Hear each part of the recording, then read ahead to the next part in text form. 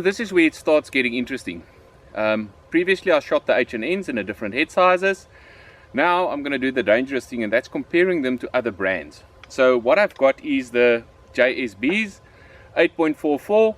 I've got them in a head size 4.52, 4.53, and then I've got the air arms also in 4.52, also 8.44 grain. So this is going to be interesting because now we're doing a direct comparison between brands, which is quite dangerous because somebody is going to be a winner and somebody is going to be a loser. Either which way, same conditions overhead, same conditions on the range, nothing has changed, same 3 guns, same idiot shooter. Ha! At least there's one constant in this whole scenario. Alright, let's go for this.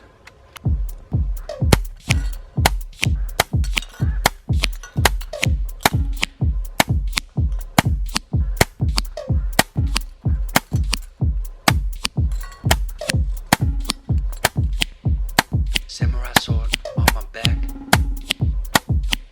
You don't know how to act. Maybe you should relax. Maybe you should relapse. Just kidding.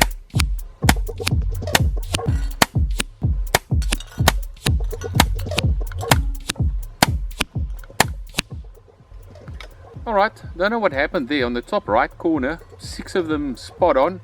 7 shot way right below. So I don't know if that was just an odd pallet or a pallet that's not lacquered. The weight may be something wrong with that pallet or something went wrong there. But I'll call that to one bad pallet.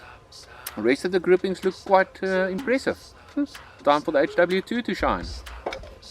Let's quickly reflect back to what these pallets did at 30 meters, and unfortunately I didn't have the air arms on that day. With this you can see immaculate accuracy. 7 shots, 7.4mm, 7.3mm, 7.5mm. Really nothing to choose between the pallets or the different head sizes. But when we look at the 50 meter mark, there's a massive difference. Nah, not really. They both shot the lights out. They both shot the lights out. There we go, I've got my English back. The only one that didn't perform exceptionally was the air arms. The 2 mediocre groupings there are still a heck of a lot better than what I did with the H&Ns a few videos back. Just show you there is a difference in pallets, in the manufacturing of the pallets in any case, or the different manufacturers. With that said, let's quickly have a squeeze at the HW2. Time for the HW2 to shine in all its glory, starting with the JSBs 4.52s.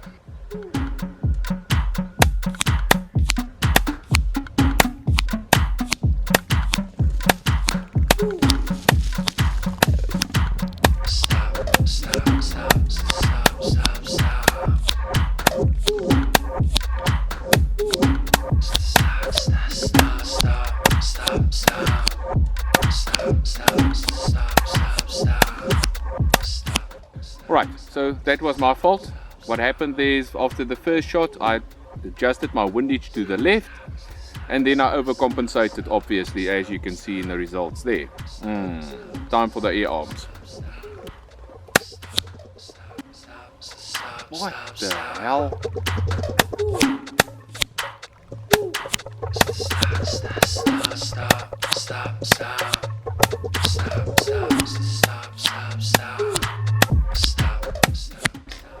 What a lot of rubbish. Gee whiskers. I nearly killed my GoPro. My GoPro is about 4 mil dots low. Wow. Nope, something wrong with that batch. Shot at the 30 meters, both the JSBs did well, but the 4.52s shot an immaculate grouping of 9.6mm. Going over to the 50 meter, that same batch 4.52s produced 2 good groupings, one of 17mm and one of 12mm. Totally acceptable as it's under an inch at 50 meters. But then, all of a sudden, the batch of air arms happened. Let me reiterate, same manufacturer, same lead, same factory. But gee whiskers, that looks like a shotgun. Hunting season is all open. There was no fly on the target, but my greatness, something went wrong with that batch. Oopsie. Alright, Let's look at what the Air Arms HFT 500 can do with that same batch. To put the Air Arms HFT 500 through its paces, JSB's 8.44 grain, 4.52. Gee, that's a lot of words for a small little pellet.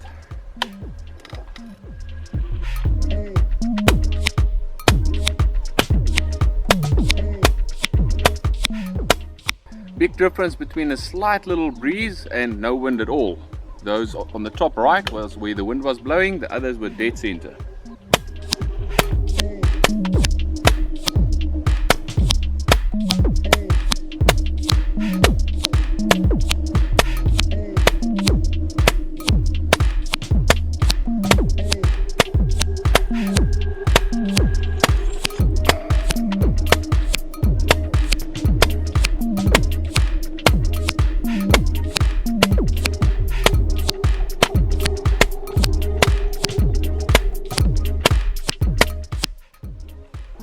That's the weirdest thing.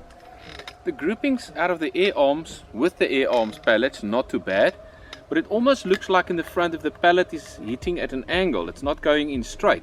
It's actually tearing the paper to the one side, which is extremely weird. It's as if the pallet is actually swerving to the one side and then hitting sideways like that.